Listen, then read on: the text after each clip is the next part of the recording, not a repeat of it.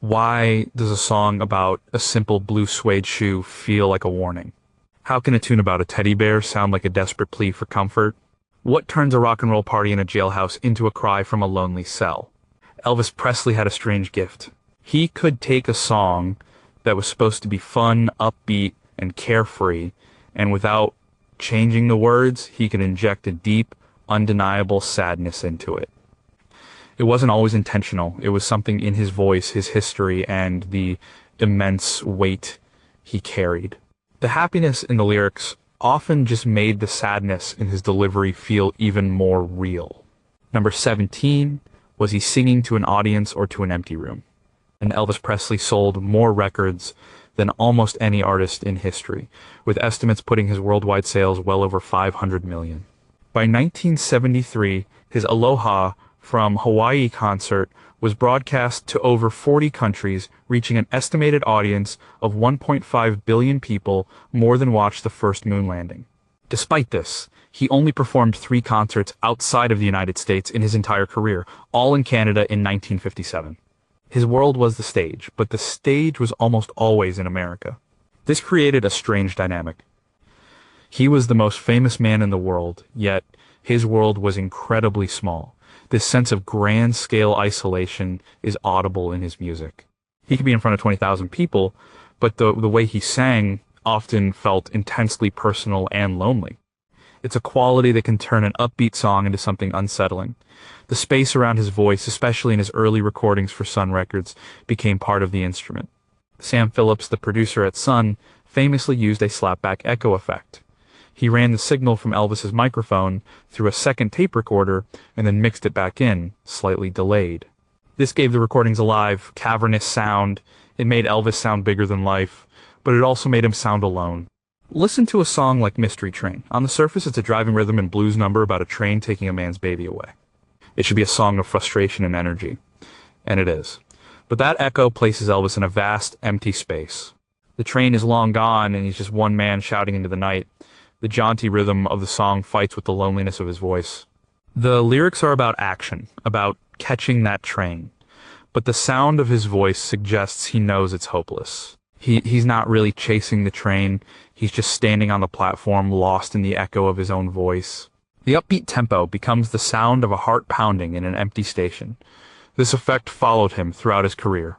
Even when the production became more polished at RCA, with lush strings and choirs of backup singers, that core loneliness in his voice remained. He could sing Viva Las Vegas, a song that is the very definition of upbeat energy. It's about bright lights, gambling, and having the time of your life. But when Elvis sings it, there's a frantic, almost desperate quality to his joy. He sings it with such force that it feels like he's trying to convince himself as much as the listener. The celebration sounds hollow, like a party for one. The sound is big, but the feeling is small and isolated. The loneliness wasn't just in the echo, it was in the man. He was surrounded by his entourage, the Memphis Mafia, but he was the star. He was separate. He couldn't just go out for a walk. His fame built a wall around him, and you can hear the sound of that empty room in his music, even when the song is supposed to be a party. Number 16, did the weight of the jumpsuit crush the song? In 1973, for his Aloha from Hawaii concert, Elvis wore a white jumpsuit known as the American Eagle. It weighed over 30 pounds, covered in semi-precious stones and intricate embroidery. During his years in Las Vegas, from 1969 to 1976, he wore dozens of these elaborate, heavy costumes. They were designed to make him look like a superhero, a king, but they were also a kind of armor and a burden. This physical weight, combined with his declining health, began to seep into his performances, turning high-energy rock songs into visible struggles for survival. Consider a song like Burning Love. It's one of his last great rock and roll hits, released in 1972. The studio version is tight, energetic, and fun. It's about the feverish, all-consuming feeling of new love. But watch a performance of it from 1975 or 1976. The song is still upbeat, the band is still rocking. But Elvis is different. He's heavier, sweating profusely under the stage lights and the weight of his costume. The karate moves that were once explosive and sharp have become slow and labored. He delivers the lyrics with a kind of weary resignation. He sings, "I'm just a hunk of burning love," and it no longer sounds like a boast. It sounds like a painful confession. The burning isn't passion, it's inflammation. The tragedy is in the contrast between what the song is supposed to be and what the performance actually is. The song is about youthful energy, but the man singing it is visibly exhausted. He is working incredibly hard to deliver the upbeat performance the audience expects. You can hear him catching his breath between lines. You can see the effort it takes to strike a pose. The joy of the song is replaced by the drama of the performance. The audience is no longer just enjoying a fun rock song. They are watching a man battle his own body to entertain them. This transforms the meaning of the music. Poke Salad Annie, a swamp rock song he covered, was always a high-energy centerpiece of his live shows. It was meant to be gritty, sexy, and loose. In the early 70s, his performances of it were legendary. By the mid-70s, it became a marathon. The extended instrumental breaks weren't just for the band to show off. They were for Elvis to catch his breath. The song's narrative about a poor Southern girl became secondary to the real-life narrative on stage. The upbeat, driving rhythm felt less like a party and more like a relentless pace he was struggling to keep. The suit, meant to project an image of godlike power, ended up revealing his human frailty. The upbeat music became the soundtrack to a very public, very tragic physical decline. Number 15 was his breath the saddest instrument. Elvis Presley's formal musical training was minimal. He couldn't read music well and played guitar and piano by ear. His true instrument was his voice, but not just in the way he hit the notes. It was in everything else. The sighs, the gasps, the whispers, the catches in his throat. In his later years, his breathing became a prominent and often heartbreaking part of his singing. What was once a tool for dramatic effect became a sign of physical limitation, turning even simple, happy songs into chronicles of exhaustion. In the 1950s, his use of breath was a sign of youthful rebellion and excitement. A little gasp or a hiccup in a song like All Shook Up sounded like pure, uncontainable energy. It was the sound of a young man so full of life he couldn't even get the words out smoothly. It was exciting. It was fun. The breath was part of the rhythm, part of the joy. Fast forward 20 years to a performance of that same song. The energy is different. When he takes a deep, audible breath before a line, it doesn't sound like excitement anymore. It sounds like effort. The song is lyrically upbeat, a simple ditty about the giddiness of love, but the sound of his strained breathing between the lines tells a different story. It tells a story of a man who is physically struggling to get through the song. The little gasps are no longer about youthful exuberance. They are about a lack of air. This is most apparent in his live recordings from the mid to late 1970s. Listen to his version of C.C. Rider, a blues standard he often used to open his concerts. It's meant to be a powerful, high-energy introduction. But you can hear him audibly laboring. The breaks in the phrasing seem less like stylistic choices and more like physical necessities. The song's lyrics are about seeing a lover, a moment of confrontation and energy, but his delivery adds a layer of deep weariness. He sounds tired before the show has even truly begun. The ultimate example is his famous 1977 performance of Unchained Melody, just a few months before he died. He sits at the piano, his body bloated, his voice still incredibly powerful, but also fragile. He's out of breath for much of the performance. The song itself is a passionate ballad, but his physical state makes it almost unbearably tragic. The spaces between the words are filled with the sound of his struggle. He pushes his voice to its limits, and you can hear the cost in every breath he takes. The song is no longer just about losing a lover. It becomes a song about a man confronting his own mortality, fighting for every note, for every breath. An upbeat pop song becomes a document of a man's final desperate efforts to connect, with his breath telling the saddest story of all.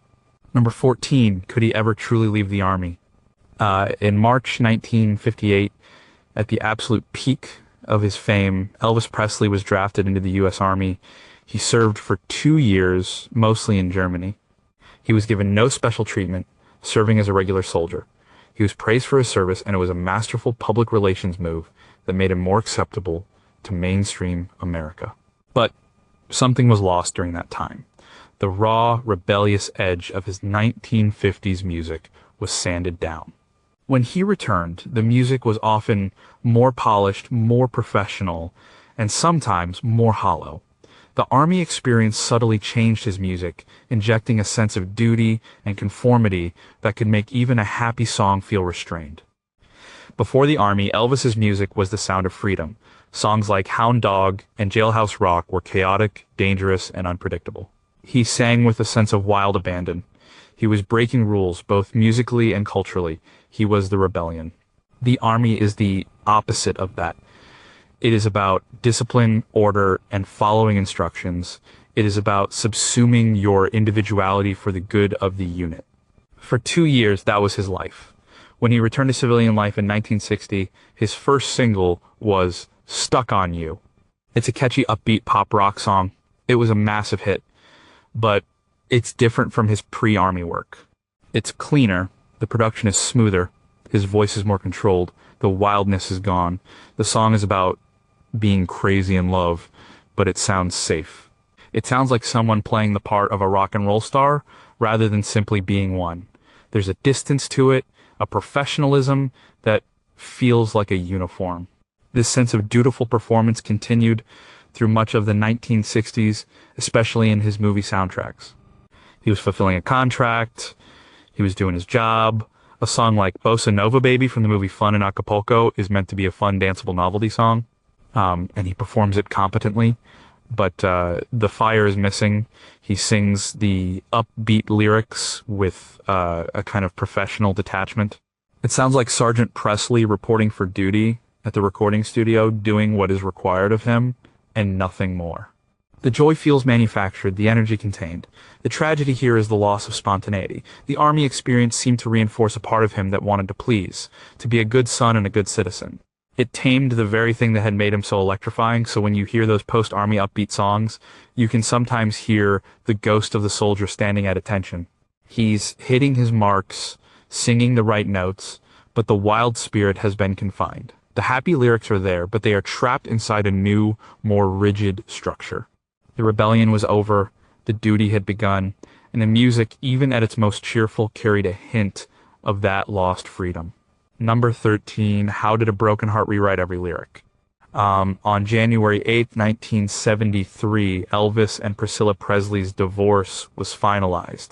He had met her when she was just 14, and their relationship had defined a huge part of his adult life. The separation and divorce devastated him. This profound personal pain bled into everything he did, particularly his music. He didn't just sing sad songs. He took songs of every kind, even upbeat, positive ones, and filtered them through the lens of his heartbreak. A song about love could suddenly sound like a song about loss, even if the words hadn't changed. A perfect example is his cover of Always on My Mind. The song was originally a mid-tempo B-side by Brenda Lee. It's a song of regret, but it's relatively gentle. As Elvis recorded his version shortly after his separation from Priscilla, he transforms it. It's no longer a simple apology. It's a gut-wrenching, desperate plea for forgiveness. He sings the lines, "Maybe I didn't treat you quite as good as I should have," with a weight and a pain that is almost too personal. The song becomes his own story, but he did this with happier songs too. Consider Suspicious Minds, one of his greatest and most enduring hits. Recorded in 1969 before the final split, it's an upbeat, powerful song about a relationship poisoned by mistrust. You know, the tempo's driving, the production is huge, and it builds to a massive cathartic release. In its original context, it's a song about fighting to save a relationship. But listen to him perform it live in 1973 or 1974 after the divorce. The song changes. The lyrics are the same, but the feeling is different. He sings, we're caught in a trap, I can't walk out because I love you too much, baby, with a new tragic irony. He did walk out, or she did. The trap has sprung. The fight was lost. The song is no longer a hopeful anthem about overcoming obstacles. It's a painful memory of a battle that has already been decided. The upbeat tempo and the powerful arrangement now sound like a desperate, frantic attempt to turn back time. The energy feels less like passion and more like panic. He is reliving the argument, the pain, the suspicion on stage every night. He did the same with other songs. I'm Leavin', a song from 1971, has a light, almost breezy feel to it. It's about the decision to leave a relationship. After the divorce, when he sang it, the breezy quality was gone. It became a stark, sad statement of fact. The lightness of the melody contrasted sharply with the heavy reality of his own life. The divorce didn't just give him a catalog of sad songs to sing, it gave him a new emotional lens through which he saw every song. It was a filter of loss that he could not turn off, and it had the power to turn any declaration of love into an elegy for what was gone. So number 12, did his mother's memory haunt the happy songs? Gladys Presley died on August 14th, 1958, while Elvis was on leave from the army. He was 23 years old. He was exceptionally close to his mother, and her death shattered him.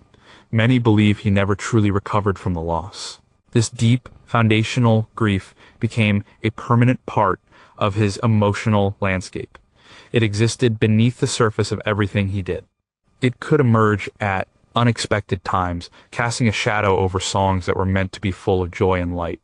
A simple pop song could become a vessel for a sorrow that had nothing to do with the lyrics.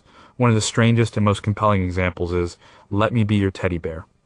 Released in 1957, a year before Gladys's death, it was a massive hit from the movie Loving You. It is, on its face, a charming and slightly silly novelty song. The lyrics are a simple plea: I don't want to be a tiger. I don't want to be a lion. I just want to be your teddy bear. It's cute, it's catchy, and it's supposed to be fun, but listen to Elvis sing it, especially in performances after his mother's death. The tone changes. There's a vulnerability in his voice that goes beyond a simple romantic plea. The desire to be a teddy bear starts to sound less like a line to win over a girl and more like a genuine, deep-seated yearning for comfort, safety, and unconditional love. It sounds like a child's plea. Given the intense, almost childlike devotion he had for his mother, the song takes on a different, much sadder meaning. He isn't just singing to a romantic partner. He's singing about a fundamental need to be cared for, a need that was left profoundly unmet after his mother was gone. This undercurrent of grief could surface anywhere. Take a song like Are You Lonesome Tonight? It's a sentimental ballad from 1960. The spoken word part is famously dramatic, but the core of the song's sadness is often interpreted as romantic loss. Yet, when he asks, is your heart filled with pain? Shall I come back again? You can hear a different kind of longing. It's the longing for a connection that has been permanently severed. His performance is so filled with a sense of genuine, bottomless loss that it transcends the song's schmaltzy lyrics. It feels like he's asking these questions to the universe, to the person he missed most. The death of Gladys Presley was the pivotal tragedy of his life. It created a void that fame, money, and adoration could never fill. This void became a part of his voice. It added a layer of profound melancholy that was always there, whether he was singing a gospel hymn, a heartbreaking ballad, or a cheerful rock and roll song. The upbeat melody might be playing, but the voice singing it was the voice of a man who had lost his anchor, and that sadness was always there, just beneath the surface. Number 11, was he trapped inside the Hollywood formula? Between 1960 and 1969, Elvis Presley starred in 27 movies. The vast majority of them were light musical comedies with formulaic plots and forgettable songs. Elvis himself grew to despise the movies and the music he was forced to record for them. He was a pioneer of rock and roll, an artist who had changed the world. Now, he was singing songs like Do the Clam and There's No Room to Rumba in a sports car. This period of creative frustration had a profound effect on his music. He was often just going through the motions, and his detachment could make an upbeat, silly song sound deeply sad. The tragedy was the waste of talent. Here was one of the greatest singers of the 20th century, forced to sing material that was beneath him. The songs were, by design, cheerful and frivolous. They were meant to be background noise for a beach party or a boat race on screen. But Elvis couldn't always hide his boredom and contempt. The result is a strange and fascinating tension in the recordings. Listen to a song like Rock-a-Hula Baby from the movie Blue Hawaii. The song is a novelty, a goofy mix of rock and roll and Hawaiian music. It's supposed to be fun and exotic. Elvis sings it with technical proficiency. He hits all the notes. But there's a hollowness to it. There's no conviction. It sounds like a man in a costume playing a part he doesn't believe in. The forced cheerfulness of the lyrics clashes with the lifelessness of the delivery. The song is happy, but the singer sounds trapped. This feeling pervades the soundtrack albums of the mid-60s. Petunia, The Gardener's Daughter, Yoga Is as Yoga Does. The Bullfighter Was a Lady. The titles alone tell the story. These were not songs for an artist. They were songs for a product. In his performances, you can hear him trying to inject some life into them, but it often comes across as sarcasm or sheer fatigue.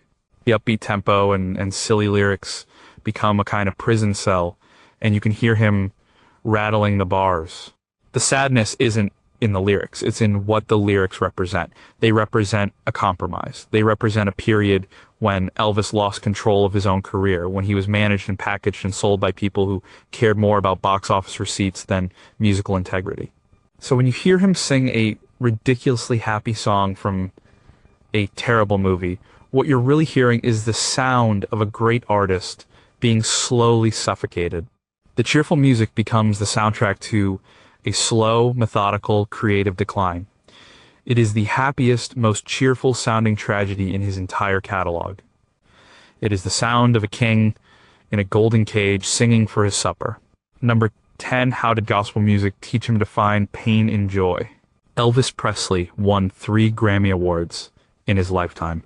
All 3 were for his gospel recordings. His love for gospel music was deep, genuine, and lifelong. It was the music he grew up with, the music he returned to in private moments, and the music that arguably meant the most to him. Gospel music is often about praise and celebration, but it is also fundamentally about struggle, suffering, and the hope for deliverance. This duality is key.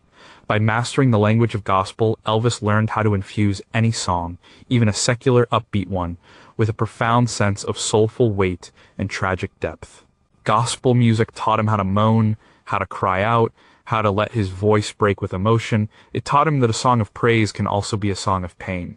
In a church, when people sing about reaching the promised land, they are also singing about the hardships of the life they are currently living.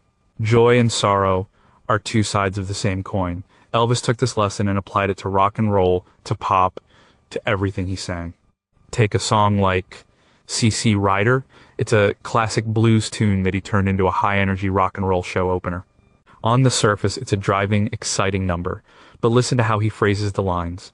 Listen to the way he bends the notes, the gospel-inflected growl in his voice. He's not just singing the blues, he's testifying. He brings the emotional weight of a Sunday morning service to a Saturday night rock show.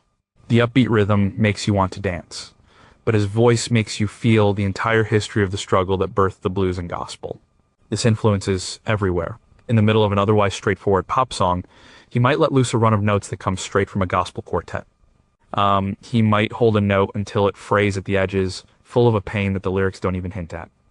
In his cover of Bridge Over Troubled Water, a hopeful and uplifting song, he turns it into a towering, epic performance. But it's not just triumphant, it's filled with a sense of immense struggle. When he sings, "I will lay me down," you feel the weight of the world on his shoulders. He learned from gospel music that to truly convey hope, you first have to fully express the pain that makes hope necessary. Even in a fun song like Promised Land, a Chuck Berry rocker about a journey across America, Elvis's version has a different feel. Berry's original is a clever travelogue. Elvis's version is an anthem.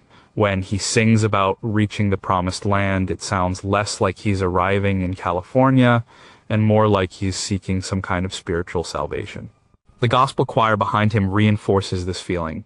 The upbeat rock and roll song is transformed into a pilgrimage. It's a celebration, yes, but it's the celebration of someone who has been through a long and difficult journey. The joy is earned, and you can hear the cost of that journey in every note he sings. Number 9, Did he use silence to make the music sadder? Much is said about Elvis's voice, but less is said about his masterful use of silence. The pauses he took, the way he held a breath, the space he left between words. He was a genius of phrasing and timing. In the studio and on stage, he could manipulate time, stretching it out or snapping it back. This control over rhythm and space allowed him to inject tension, drama, and a deep sense of melancholy into songs that were structured to be simple and upbeat. The sadness was often found not in the notes he sang, but in the spaces between them. One of the most famous examples of this is the spoken word section of Are You Lonesome Tonight? The song itself is a slow waltzing ballad, but it's the spoken interlude that is so devastating. He speaks the lines slowly with long, agonizing pauses. I wonder if you're lonesome tonight. You know, someone said that the world's a stage and each must play a part. The spaces between the phrases are immense. They are filled with unspoken regret and loneliness. He's not just reciting the lines, he's reliving them. The silence allows the listener's imagination to fill in the gaps with their own experiences of heartbreak. He turns a piece of schmaltz into a miniature tragic play. But he used this technique in upbeat songs as well. Listen to his 1956 recording of Blue Suede Shoes. Carl Perkins's original is a straightforward, driving rockabilly classic. It's all forward momentum. Elvis's version is different. It's still a rock and roll anthem, but he plays with the timing. He sings slightly behind the beat, creating a lazy, cool swagger. But he also uses micro pauses, tiny hesitations before a word or a phrase. Well, it's 1 for the money, 2 for the show. He stretches it out, building anticipation. This phrasing makes the song sound more menacing, more dangerous. It's not just a fun song about shoes anymore. It's a warning. The pauses create a sense of threat, of someone who is so confident they don't even need to rush. This subtle shift turns a party song into a tense standoff. In his live performances, these pauses became even more dramatic. He would hold a pose, let the band vamp, and just stand there, letting the tension in the room build to a breaking point. In the middle of a frantic song like Suspicious Minds, he would bring the entire band down to a whisper, creating a moment of intense, quiet intimacy in a massive arena. Then he would explode back into the song. This control of dynamics, of sound and silence, gave the upbeat moments more impact, but it also framed them with a sense of drama and gravity. The happy parts of the song felt like a temporary release from an underlying tension that was always present, a tension that lived in the silences he so deliberately created. The pauses were not empty, they were full of meaning, and often that meaning was tragic. Number 8 was Every Love Song Secretly a Goodbye. As Elvis's life grew more complicated and his personal relationships, particularly with Priscilla, became strained, his interpretation of love songs began to change. He could sing a lyric about devotion, commitment, and eternal love, but his delivery would be tinged with a sense of desperation, doubt, or impending loss. The words said forever, but his voice said maybe not. This created a heartbreaking dissonance, turning anthems of love into premonitions of farewell.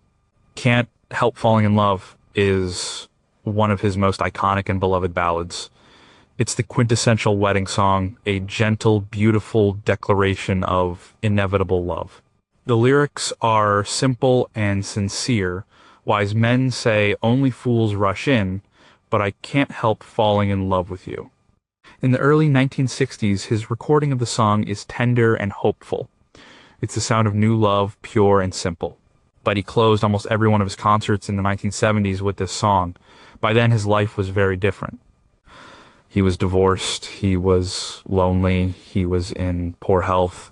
When he sang the song in, say, 1976, it was no longer a simple love song. It became something else entirely.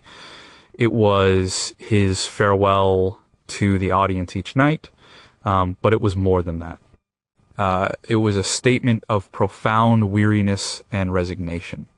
The line, "Take my hand, take my whole life too," sounded less like a romantic offering and more like a plea for help, a complete surrender. The gentle melody, which once sounded so hopeful, now sounded like a lullaby for a man who was deeply tired. It was a beautiful, tragic goodbye at the end of every show. This same quality infected other love songs. The Wonder of You is an uplifting, powerful ballad about the transformative power of love. It's a song of praise and gratitude for a partner. But when Elvis performed it, especially in the years after his marriage ended, it took on a nostalgic, almost mournful quality. He sang of a love that sounded like it existed in the past. It was a tribute to something that was gone. The grand, sweeping orchestration and the powerful vocals felt like an attempt to recapture a feeling he could no longer hold on to. The celebration of love became a memorial to it. The lyrics of these songs were optimistic. They spoke of a love that was powerful and enduring. But Elvis's performance often told a different story. He sang them as a man who had known that kind of love and lost it. The upbeat emotion was in the words on the page, but the tragic reality was in the voice of the man singing them. He turned songs about finding love into painful reminders of how it can be lost, making every "I love you" sound a little bit like goodbye. Number 7, did his voice physically break under the strain? One of the most remarkable and heartbreaking aspects of Elvis Presley's vocal delivery was the catch or break in his voice. He could be singing a smooth, clear line, and suddenly his voice would crack with emotion, as if the feeling was too large to be contained by the note. In his youth, this was often a stylistic choice, a way to add a touch of vulnerability or raw excitement. But as he got older and as his life became more turbulent, these vocal breaks began to sound less like a technique and more like genuine, involuntary expressions of pain. They could appear in any song at any time, instantly turning a moment of joy into a confession of sorrow. In the 1950s, a song like Don't showcases this beautifully. It's a tender, pleading ballad. When his voice catches slightly on the word don't, it sounds incredibly intimate and persuasive. It's the sound of a young man laying his heart on the line. The vocal imperfection is what makes the performance perfect. It's controlled and effective, but later in his career, these moments felt different. They felt more raw, more exposed. He would be singing a powerful, upbeat anthem, and in the middle of a triumphant high note, his voice would fray at the edges. It was the sound of a man pushing himself to the absolute limit, both vocally and emotionally. The strain was audible. Listen to live versions of An American Trilogy from the 1970s. This was a medley of Dixie, the Battle Hymn of the Republic, and All My Trials. It was designed to be a show-stopping, patriotic, and ultimately uplifting piece of music. It builds to a massive, choir-backed crescendo on Glory, Glory, Hallelujah. Elvis would pour every ounce of his energy into this finale, and often, right at the peak, his voice would crack. It would break under the sheer force of the emotion and the physical effort. This tiny moment of vocal collapse changes the entire meaning of the song. The triumphant anthem suddenly becomes a testament to the struggle and sacrifice required to achieve that glory. The perfection of the arrangement is shattered by a moment of profound human frailty. The song is about a nation's history, but in that moment it becomes about one man's personal trial. This could even happen in a simple rock song. In the middle of a driving beat, he might attack a line with such force that his voice splinters for a second. This moment of brokenness provides a glimpse behind the curtain of the performance. The happy, energetic song is momentarily interrupted by a sound of pure, unvarnished pain. It was a reminder that the larger-than-life king of rock and roll was a vulnerable human being. The moments where his voice failed him were often the moments where he sounded the most honest, and that honesty could turn any song, no matter how cheerful, into a tragedy. Number 6, was he rewriting other people's stories with his own pain? Elvis Presley was not a prolific songwriter. He wrote or co-wrote only a handful of songs. His genius was as an interpreter. He could take a song written and even made famous by another artist and completely inhabit it, making it his own. In doing so, he often changed its fundamental meaning. He would take the original blueprint of a song, whether it was happy, sad, or neutral, and rebuild it using the raw materials of his own life. An upbeat song by another artist could become a tragic anthem in his hands, simply because he was singing it. Paul Simon wrote, Bridge Over Troubled Water as a song of comfort and reassurance. The Art and Garfunkel original is gentle, beautiful, and full of grace. It's a promise of support from one friend to another. It is hopeful and serene. When Elvis decided to perform it in 1970, he transformed it. It was no longer a gentle promise. It was a titanic struggle. He sang it not as the person offering comfort, but as the person who desperately needed it and was also trying to offer it at the same time. His version is a storm of emotion. It builds from a quiet plea to a thunderous gospel-fueled declaration. When he sings, "I'm on your side," it sounds like he's trying to convince himself. The hopeful lyrics are delivered with the desperation of a man drowning. He takes a song of peace and turns it into a song about the war you must fight to find that peace. He did this with rock and roll songs too. Suspicious Minds was written by Mark James, who had a minor hit with it.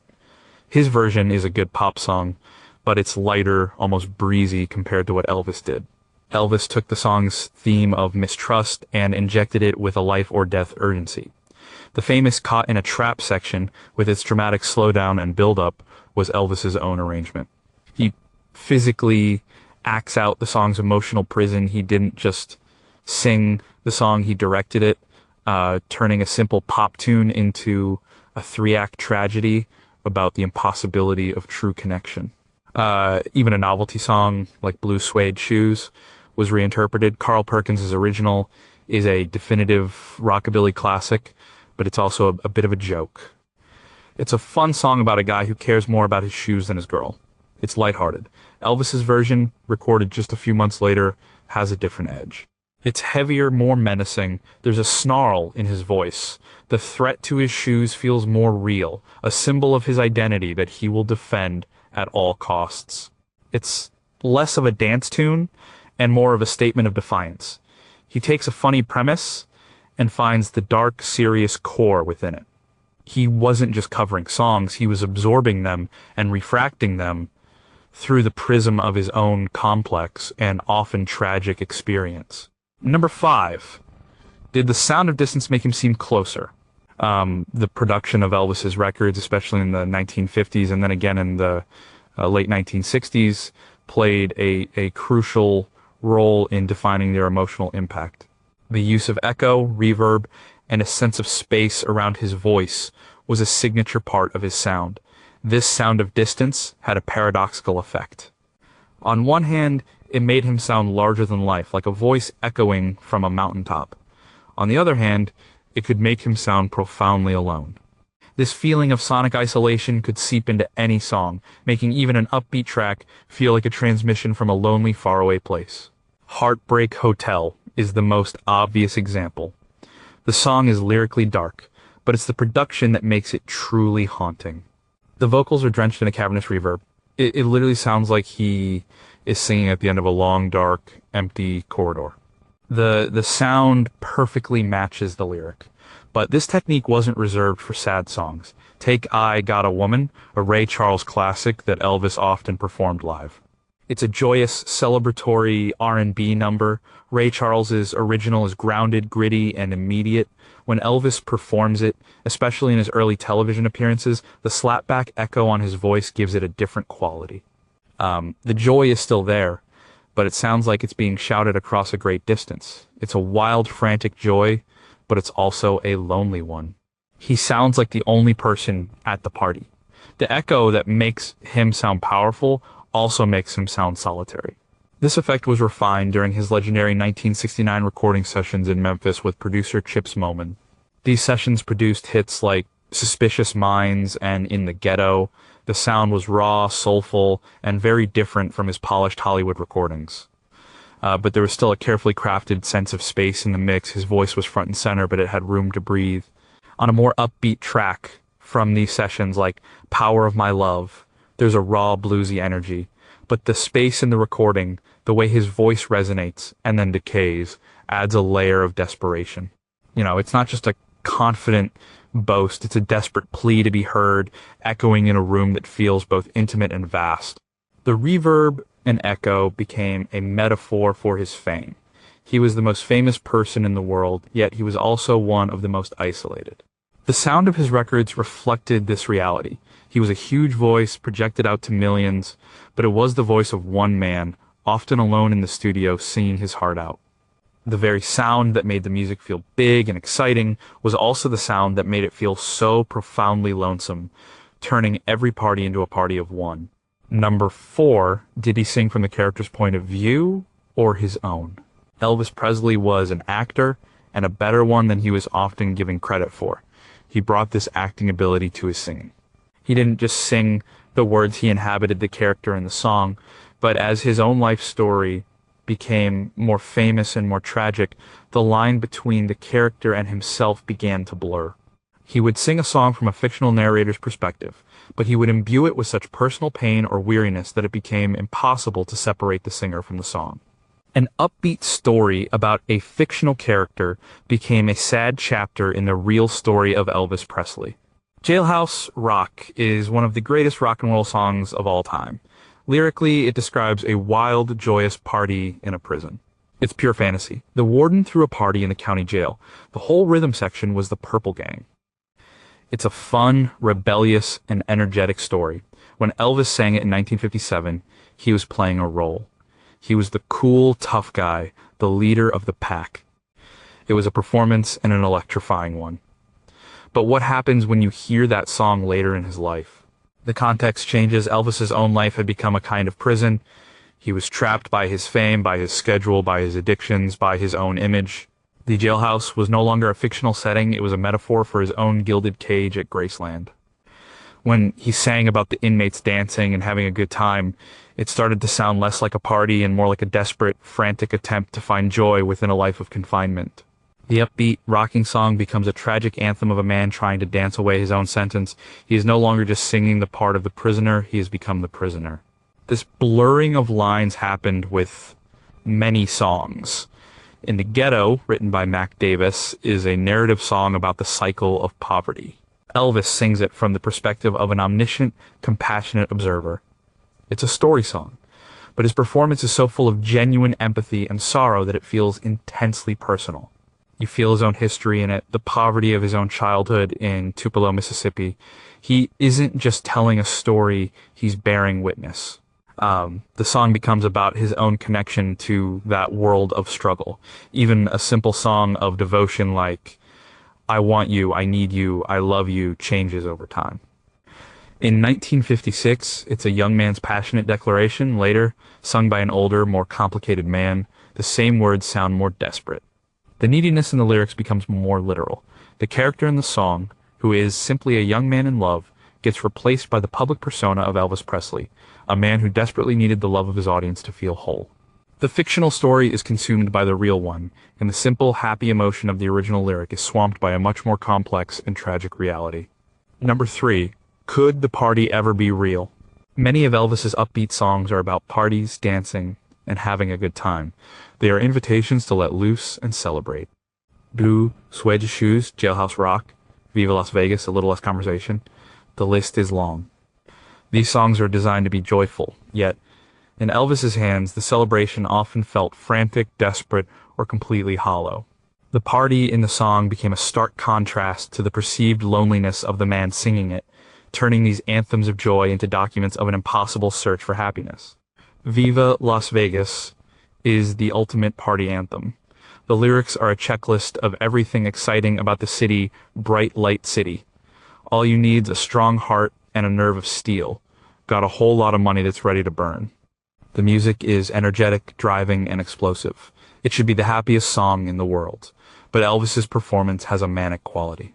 He sings with an almost terrifying level of energy, as if he's trying to force himself to have a good time. It doesn't sound relaxed or easy. It sounds like work. It's the sound of someone chasing a high they can never quite catch. The song celebrates Las Vegas, the city that would ultimately become the site of his long, grueling residency, a place that represented both his triumphant return and his slow, final decline.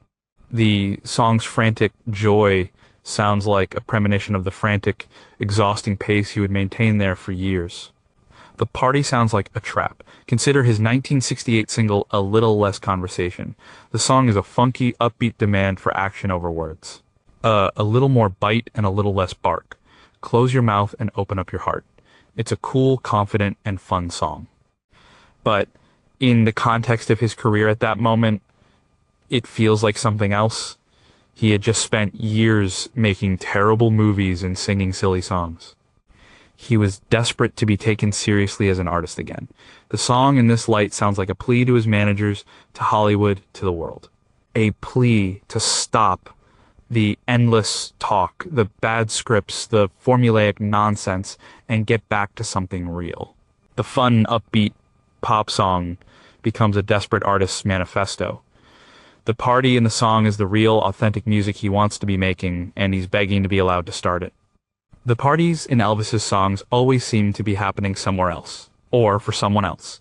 He was the host, the master of ceremonies, the one providing the soundtrack. But he rarely sounded like a guest who was actually enjoying himself. He sounded like a man who was contractually obligated to be the life of the party, even when his own heart was breaking. The louder and faster the music, the more you could feel the silence and stillness at the center of the storm. The celebration was just a performance, and the saddest part was how good he was at pretending. Number 2, did the 68 special burn him out or save him? The 1968 television special, often called the 68 Comeback, is one of the most celebrated moments in music history. After years in the wilderness of bad movies, Elvis returned to the stage. Dressed in black leather, he was raw, charismatic, and dangerous again. The show was a massive success and revitalized his career. The music was electrifying, a powerful return to his rock and roll roots. But this triumphant moment was also tinged with a deep, powerful sadness. The joy of the comeback was inextricably linked to the tragedy of the years that had been lost. The centerpiece of the show was an informal in the round jam session with his original band members, Scotty Moore and DJ Fontana. He played his old hits, Heartbreak Hotel, Blue Suede Shoes, One Night. The songs were upbeat, the energy was incredible, and he was clearly having a wonderful time. He was spontaneous, funny, and self-deprecating. On the surface, it was pure joy, but look closer, there's a desperation to the performance. This isn't just a man having fun. This is a man fighting for his artistic life. He is reminding the world and himself of who he used to be. Every song, no matter how fun, is freighted with the weight of that mission. When he sings That's All Right, the first song he ever recorded professionally, it's not just a rockabilly tune. It's a reclamation of his own history. The upbeat energy is fueled by years of pent-up frustration. The joy is the joy of a man who has been let out of a cage, and he's not sure how long his freedom will last. The sadness is in the what if. Like, what if he had been doing this for the past 8 years instead of filming Harem Scarum? The performance is a powerful reminder of the talent that had been squandered. The audience is watching a man who seems to have miraculously de-aged, to have found the spirit of his 21-year-old self. But he is not 21, he is 33, and the intervening years hang over the entire proceeding. The upbeat rock and roll is not just a celebration, it's an exorcism of the silly, formulaic music he had been forced to make. The final number of the show was a new song, If I Can Dream. It's an anthemic, hopeful song written specifically for him, inspired by the recent assassination of Martin Luther King Jr. It is, lyrically, one of the most positive and uplifting songs he ever recorded. If I can dream of a better land where all my brothers walk hand in hand, tell me why, oh why, can't my dream come true? But his performance is harrowing. He sings with a desperate, almost violent intensity. He falls to his knees, his voice cracking with emotion. He's not just singing the lyrics. He is pleading. The hopeful message is delivered with the force of a man at the end of his rope. It is the most positive, upbeat sentiment delivered in the most tragic, heartbreaking way. The comeback was a triumph, but it was a triumph born of deep frustration and sadness, and you can hear it in every single note. Number 1, was he performing the song or his own legend? By the 1970s, Elvis Presley was no longer just a singer, he was a myth. He was the king. Every time he stepped on stage, he wasn't just Elvis Presley, the man from Tupelo. He was, performing the role of Elvis Presley, the legend. This created an immense pressure and a strange distance between him and his own music. He would sing an upbeat, simple rock and roll song from his youth, but it was no longer a simple song. It was a historical artifact, a piece of his own legend that he was now required to present to the audience. This act of self-recreation was often deeply tragic, turning songs of youthful joy into tired rituals of remembered glory. Think of a song like Hound Dog. In 1956, on The Milton Berle Show, his performance of this song was an act of cultural rebellion. It was sneering, sexual, and dangerous. The song was a vessel for his explosive, youthful energy. It was immediate and real. Now imagine him singing that same song in Las Vegas in 1974. He is in a white jumpsuit. The band is a polished, professional orchestra. He sings the song and he sings it well. But it's different. It's an imitation of himself. He is performing the memory of Hound Dog. The audience is applauding not just the song, but their own memory of what that song once meant. The rebellious sneer has been replaced by a weary professional smile. The song, which was once a threat to the establishment, has become a safe, family-friendly part of a Las Vegas revue. The upbeat driving rhythm is still there, but it's a ghost. The performance is a ritual. The joy is nostalgic, not present. The tragedy is watching a revolutionary act being turned into a museum piece by the revolutionary himself. This was true for so many of his classics, all shook up, once the sound of pure teenage excitement became just another number in the setlist, performed by rote.